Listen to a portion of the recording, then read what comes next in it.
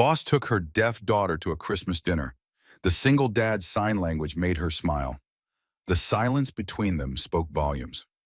Across the glittering Christmas party, Emma watched as her normally withdrawn daughter Lily's face transformed, eyes widening, hands fluttering with excitement, a genuine smile breaking across her face for the first time in months, all because the quiet single dad from accounting was speaking her language, his hands dancing through the air in perfect sign language when everyone else had only offered awkward smiles and pity. In that moment, Emma knew her life was about to change forever. If this story touches your heart, please hit the like button and subscribe to our channel for more heartwarming real-life stories that remind us of the unexpected connections that can change our lives in an instant. Emma Hayes had always prided herself on keeping her personal and professional lives separate. As Regional Director of Operations at Meridian Technologies, she had carefully crafted an image of competence and unwavering professionalism. Her colleagues knew little about her life outside the office, especially about Lily, her 7-year-old daughter, who had lost her hearing after a severe illness at age 3. The annual company Christmas dinner was approaching, and Emma faced the same dilemma she encountered every year. Her babysitter had canceled at the last minute, leaving her with no choice but to bring Lily to the formal event. The thought filled Emma with dread. Not because she was ashamed of her daughter. Lily was the light of her life, but because of the uncomfortable reactions, the forced smiles, the awkward attempts at interaction that inevitably followed.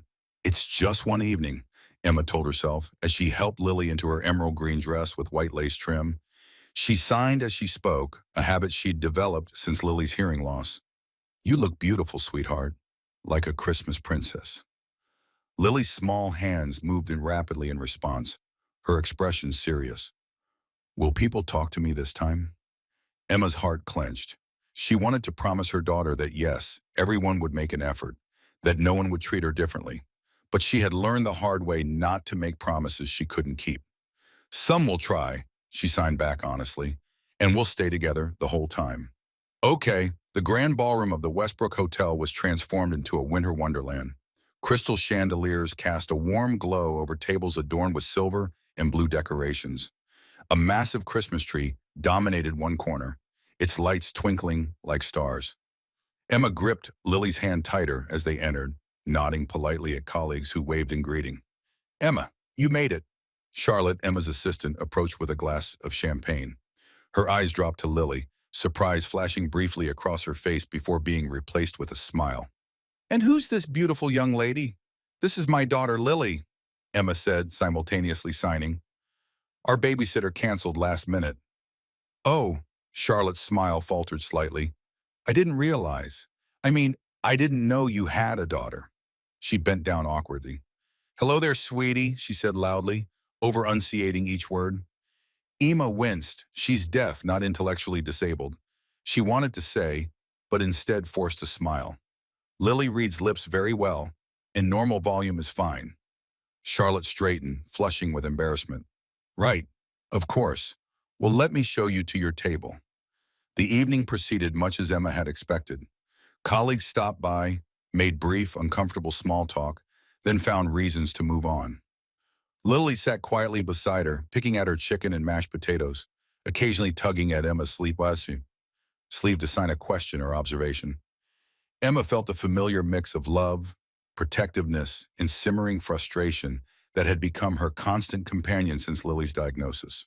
Across the room, Michael Carson sat with a group from the finance department, half listening to their conversation while keeping an eye on his 10-year-old son, Jake, who was currently fascinated by the chocolate fountain at the dessert table. As Meridian's newest financial analyst, Michael was still getting to know his colleagues. Divorced for 3 years, he had moved to the city 6 months ago for a fresh start for himself and Jake. Something caught his attention, a flash of movement from a table near the center of the room. He noticed Emma Hayes, the intimidatingly competent operations director, signing to a young girl beside her. Michael had only spoken with Emma a few times in meetings, impressed by her sharp intelligence and no-nonsense approach. He had no idea she had a deaf child. Without thinking too much about it, Michael excused himself and made his way toward their table. As he approached, he caught the little girl's eye and smiled. Then, with practiced ease, his hands formed the signs. Hello, my name is Michael. What's your name? The transformation on the child's face was instant and luminous. Her eyes widened in surprise. Then her entire countenance lit up with joy. Her small hands moved quickly in response. I'm Lily. You know sign language? Yes, Michael signed back. My sister is deaf. I learned when I was young. Emma watched this exchange in stunned silence.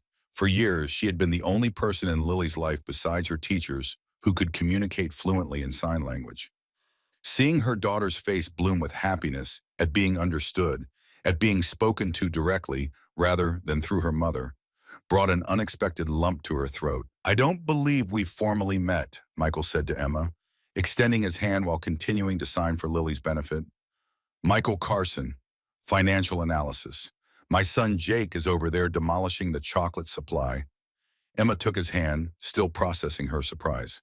Emma Hayes, thank you for this. She gestured to Lily, who was watching their exchange with rapt attention. You have no idea what it means to her. To us both, actually. No thanks needed. Michael signed and spoke simultaneously. Would it be okay if my son Jake came over? He knows some basic signs, too. Lily's eager nodding made Emma laugh. I think that's a definite yes. For the first time since Lily's diagnosis, Emma watched her daughter at a social event without feeling like she needed to run interference or translate or explain. Michael's son Jake approached their table with chocolate smeared on one cheek, shy but willing to try the signs his father prompted.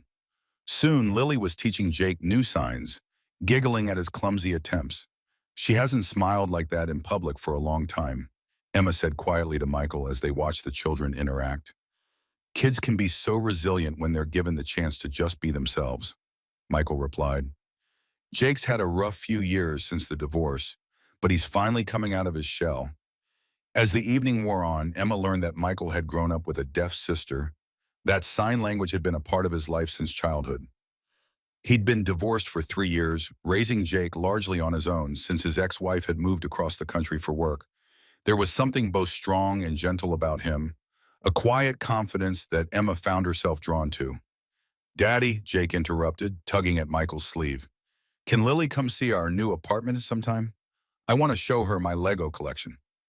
Michael raised an eyebrow at Emma. That would be up to Lily's mom. Emma felt Lily's hopeful gaze.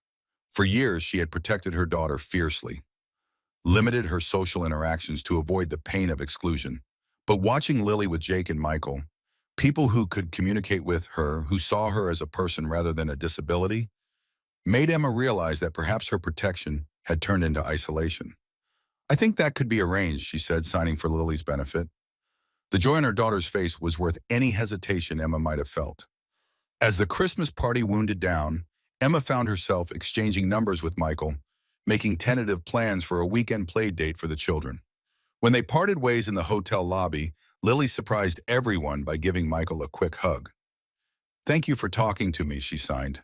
Thank you for talking to me too, he signed back, his expression serious and respectful, treating Lily like the person she was, not the disability that often defined her in others' eyes. In the taxi ride home, Lily's hands didn't stop moving. She signed about Jake and his funny jokes, about how Michael knew all the signs for Christmas things, about how she wanted to see Jake's Legos. Emma watched her daughter's animated expressions with a mixture of joy and a tinge of something like guilt. Had she been overprotecting Lily? Had her own fear of seeing her daughter rejected caused her to limit Lily's world more than necessary? The following weekend, Emma found herself standing outside Michael's apartment door, a homemade apple pie in hand, and Lily bouncing with excitement beside her. Jake answered the door with a wide grin and immediately began signing a greeting to Lily, the movements awkward but enthusiastic. Michael appeared behind his son, his smile warm as he welcomed them inside. The apartment was modestly furnished but homey with framed photographs of Jake at various ages adorning the walls. A massive Lego city dominated one corner of the living room, and Lily's eyes widened at the sight. Jake's been adding to it all week. Knowing you were coming, Michael told Emma as the children rushed off to play. He wanted it to be impressive. Mission accomplished, Emma laughed. I haven't seen Lily this excited in a long time. Over coffee, while the children played, Emma found herself sharing things she rarely discussed. The isolation of raising a deaf child in a hearing world. The challenges of being both mother and interpreter, her fears for Lily's future. My sister Rebecca went through a lot of the same things Lily is experiencing, Michael said thoughtfully. The isolation can be the hardest part, but there are communities out there, resources that might help both of you. I've looked into some, Emma admitted, but between work and everything else, I haven't made it a priority. Maybe that's been selfish of me. Michael's eyes were kind. Being a single parent means constantly feeling like you're failing at something. Trust me, I know. But from what I can see, you're doing an amazing job with Lily. She's bright, confident, and compassionate. That doesn't happen by accident. Something warm unfurled in Emma's chest at his words. It had been so long since anyone had validated her parenting, had seen past her professional exterior to the struggling mother beneath. The playdates became a regular occurrence. Every weekend, the four of them would do something together. The children's museum, the park, movie nights with subtitles at Michael's apartment. Lily blossomed under the new friendship, and Emma found herself looking forward to these gatherings with an intensity that sometimes startled her. At work, things shifted too. Michael would stop by her office with coffee, or they'd have lunch together in the company cafeteria. Colleagues noticed. Of course, the formidable Emma Hayes laughing over lunch with the new financial analyst raised eyebrows. But Emma found she cared less than she expected. 3 weeks before Christmas, Emma faced a crisis at work that required her to travel to the Chicago office on short notice. Her usual backup childcare options were unavailable, and panic set in as she realized she might have to take Lily out of school to bring her along. I could watch her, Michael offered. When Emma mentioned her dilemma over lunch, Jake would love the company, and I know enough sign language to manage homework and bedtime routines. Emma hesitated. She had never left Lily overnight with anyone except her parents, who lived several states away. That's incredibly generous, but it's a lot to ask. It's not asking if I'm offering, Michael pointed out. And you'd be doing me a favor too. Jake's been begging for a sleepover with Lily. That evening, as Emma explained the situation to Lily, she was surprised by her daughter's enthusiastic response. I want to stay with Jake and Mr. Michael, Lily signed excitedly. Mr. Michael understands me when I sign fast, and he makes funny faces when he tells bedtime stories. Emma blinked in surprise. He's been telling you bedtime stories. Lily nodded.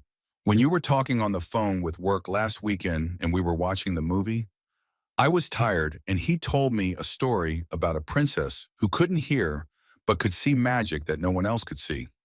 Something squeezed in Emma's chest. Gratitude mixed with a touch of something that felt dangerously like falling. She had been so focused on protecting Lily that she hadn't realized how much they both needed connection with others. The Chicago trip went smoothly, though Emma found herself checking her phone constantly for updates. Michael sent photos, Lily and Jake baking cookies, both covered in flour, the children building a blanket fort in the living room, Lily fast asleep on the couch, a book of fairy tales open beside her. She's doing great, Michael texted. Stop worrying and focus on your meetings. When Emma returned home, exhausted from 3 days of high-stakes negotiations, she found her apartment transformed. A small Christmas tree that hadn't been there before stood in the corner, decorated with handmade ornaments. A paper chain garland draped across the windows, and a handmade sign welcomed her home. Surprise, Jake shouted when she walked in while Lily signed the word, both children bouncing with excitement. We wanted to make it Christmas Y for you, Michael explained, looking slightly sheepish. The kids got carried away with the crafts. It's perfect, Emma said, her throat tight with emotion. Absolutely perfect. That night, after the children were in bed and Michael was preparing to leave, Emma found herself reluctant to see him go. They stood in her kitchen drinking tea and talking in low voices about the children, about work, about everything and nothing. Thank you, Emma said finally. Not just for watching Lily, but for seeing her. Really seeing her. Michael's expression grew serious. She's an incredible kid, Emma. Smart, funny, determined. She reminds me a lot of you, actually. Maybe? Emma laughed softly. I hope not. I'm a workaholic with control issues. You're dedicated and protective, Michael corrected. And you've been carrying a heavy load alone for a long time. Something in his tone made Emma look up. The understanding in his eyes, not pity, but genuine comprehension of her struggles, nearly undid her. "It's been worth it," she said. "Every moment. But sometimes I wonder if I've done enough, if I've given her enough of a normal life." "Normal is overrated," Michael said with a slight smile. "And from what I can see, you've given her something better. Confidence, security, and unwavering love. That's worth more than normal any day." When Michael finally left, Emma found herself standing in the doorway long after he disappeared down the hallway, a strange mixture of emotions swirling within her. As Christmas approached, the company announced its annual Secret Santa exchange. Emma drew Michael's name from the hat and spent days contemplating the perfect gift. Something personal but not too intimate, thoughtful but not overwhelming. In the end, she settled on a beautifully bound book of ASL poetry, something she knew would resonate with his connection to deaf culture. What she didn't expect was for Michael to draw her name as well, a coincidence that had Charlotte raising knowing eyebrows when she discovered it. "The universe is trying to tell you something," her assistant teased. "The universe needs to mind its own business," Emma retorted, but couldn't help the smile that tugged at her lips. The evening of the company Christmas dinner arrived, the same event where Emma and Michael had first truly connected the year before. This time, Emma brought Lily without hesitation, and Michael and Jake were waiting for them at the entrance, both dressed in matching suits with festive red ties. "You look beautiful," Michael signed to Lily, who twirled in her new red velvet dress. "So do you," she signed back cheekily, making Jake laugh. Throughout the dinner, Emma noticed the difference from the previous year. Colleagues who had once awkwardly avoided Lily now made efforts to include her, some even attempting basic signs they'd learned. Emma's boss had arranged for an interpreter for the company president's speech, a thoughtful touch that brought tears to Emma's eyes. "People can change," Michael observed quietly, as they watched Lily teaching the marketing director how to sign Merry Christmas. "Sometimes they just need to see something differently to understand." When it came time for the Secret Santa exchange, Emma handed Michael her carefully wrapped package. His face lit up with surprise and pleasure as he unwrapped the book of ASL poetry. "This is incredible," he said, fingers reverently touching the embossed cover. "How did you know this was something I'd love?" "Just a feeling," Emma replied, surprised by her own nervousness. Michael handed her a small box. "Your turn." Inside, Emma found a beautiful silver charm bracelet. But it wasn't ordinary charms that adorned it. Each small silver piece was shaped like a hand position from the ASL alphabet. Together, they spelled out courage. "Because that's what I see when I look at you," Michael explained quietly. "The courage to face every challenge, to fight for your daughter, to open your heart again when it would be easier to keep your walls up." Emma felt tears threatening. Before she could respond, Lily tugged at her sleeve, signing rapidly. "Look what Jake gave me." It was a handmade picture frame containing a photo of the four of them at Jaya Park a few weeks earlier, all smiling into the camera. Around the frame, Jake had painstakingly written in childish letters, "My friend who sees with her heart." "Did you help him with this?" Emma asked Michael. He shook his head. "That was all Jake. He said Lily taught him that you don't need ears to listen, just a heart." Something shifted in that moment, a realization that what was building between them wasn't just friendship or convenience or their children's connection. It was something deeper, something with roots and possibilities and a future that Emma hadn't dared imagine for herself since becoming a single mother. After dinner, the company had arranged for a Santa to distribute gifts to employees' children. As Santa made his way through the room, Emma felt Lily tense beside her. "What's wrong, sweetheart?" she signed. "I want to tell Santa what I want for Christmas, but he won't understand me." Lily signed back, her expression crestfallen. Before Emma could respond, Michael knelt beside Lily. "Would you like me to be your interpreter for Santa?" he signed. "I can tell him exactly what you want to say." Lily's face brightened immediately. She nodded enthusiastically. When it was her turn, Lily approached Santa cautiously. Michael stood beside her, ready to translate.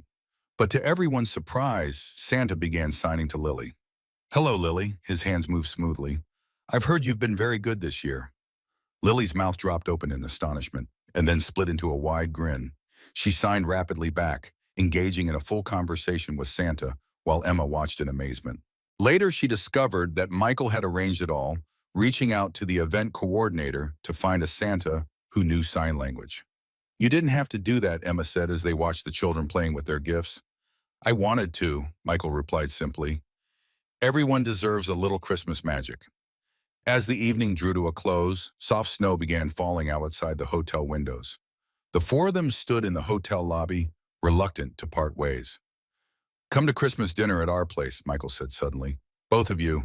It's nothing fancy, just Jake and me and too much food. But we'd love to have you. Emma looked at Lily, who was teaching Jake how to sign Snowflake while pressing her nose against the glass to watch the falling snow. We'd like that, Emma said softly. Very much. On Christmas morning, Emma and Lily arrived at Michael's apartment laden with gifts and dessert. The day unfolded with the easy familiarity of people who belong together, board games by the fire, a slightly overcooked turkey that Michael apologized for repeatedly, Christmas crackers that made Lily giggle when they popped. After the children had gone to bed, exhausted from the excitement of the day, Emma and Michael sat on his couch, a comfortable silence between them as they watched the lights of the Christmas tree twinkle in the darkness. I've been thinking, Michael said finally, his voice soft, about how sometimes the best gifts come in unexpected packages. Emma turned to face him, something in his tone making her heart beat faster. A year ago, I was dreading that company dinner, worried about fitting in at a new job, concerned about Jake making friends in a new city, he continued. I never imagined that an attempt to communicate with a little girl would change my life. He reached for Emma's hand, his fingers warm against hers. You and Lily have brought something back into our lives that I thought we'd lost after the divorce, a sense of possibility of family. Emma felt tears prick her eyes. We've been alone for so long, she whispered. I convinced myself it was better that way, safer. But watching Lily with you and Jake, I realized we weren't truly living, just existing. Michael's hand gently cooped her cheek. I'm falling in love with you, Emma Hayes. With your strength, your fierce protection of Lily, your hidden softness that you try so hard to conceal at work. Emma's breath caught. I'm terrified, she admitted. Not of my feelings for you. Those are the clearest thing in my life right now. I'm afraid of what happens if this doesn't work, of what it would do to Lily and Jake if we tried and failed. Fear is natural, Michael said, but so is hope, and I have so much hope for us, for all four of us. As if drawn by a force beyond themselves, they leaned toward each other, their lips meeting in a kiss that felt like coming home after a long journey. The next morning, Lily discovered them making breakfast together, Michael teaching Emma the sign for pancake, while batter dripped onto the counter. Her small face lit up with understanding and joy, her hands quickly signing to Jake, who had appeared beside her. I told you my Christmas wish came true. 3 years later, Emma stood in the backyard of their new home, watching as Michael taught their newest family member, 3-month-old Rebecca, named after his sister, the sign for family. Even though she was far too young to understand, Lily, now 10, was helping Jake hang decorations on the outdoor Christmas tree, their hands flying in conversation, occasionally dissolving into laughter. The journey hadn't been without challenges. Merging two families never was. There had been adjustment periods, moments of doubt, the complex logistics of work and school, and creating new traditions. But through it all, they had one constant, the language of understanding they had built together. Sometimes with words, sometimes with signs, always with love. As the first snow of the season began to fall, Emma thought about how a single moment could change everything. A busy boss reluctantly bringing her deaf daughter to a Christmas dinner, a single dad's hands moving in a language few others bothered to learn, and the smile that had begun their story. Sometimes the greatest gifts weren't wrapped in paper and bows, but in moments of connection, in bridges built across silence, in families formed not just by blood, but by choice and understanding and love. If this story touched your heart, please don't forget to like and subscribe. Share it with someone who might need a reminder that sometimes the most profound connections begin with a simple gesture of understanding. Remember that communication goes beyond words. Sometimes all it takes is the willingness to learn someone else's language to change a life forever.